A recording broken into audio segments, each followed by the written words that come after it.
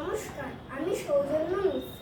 1947 সালে 15ই আগস্ট ব্রিটিশদের হাত থেকে আমাদের দেশ মুক্তি পায়। তাই আজকের দিনটি আমরা স্বাধীনতা দিবস হিসেবে পালন করি।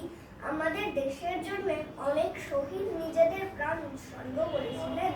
তাই আজকের দিনটি আমরা জাতীয় পতাকা উত্তোলন করে ও জাতীয় সঙ্গীত গেয়ে আমাদের দেশ ও সেই সমস্ত শহীদদের প্রতি শ্রদ্ধা জানাই।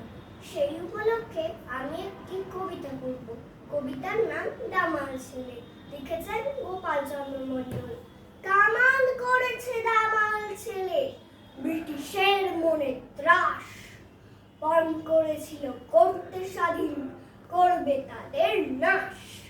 ইংরেজ ভয়ে কেঁপে উঠে তাই পালিয়েছে দেশ ছেড়ে, ভারতবাসীরা তাদের থেকেই ক্ষমতা নিয়েছে কেড়ে। ভারতের মাটি দুর্জয় ঘাটি বুঝিয়ে দিয়েছ তুমি, তোমারই জন্য স্বাধীন হয়েছে আজকে ভারত ভূমি। সারাটা জীবন করেছ তুমি অপসীম সংগ্রাম, হাজার হাজার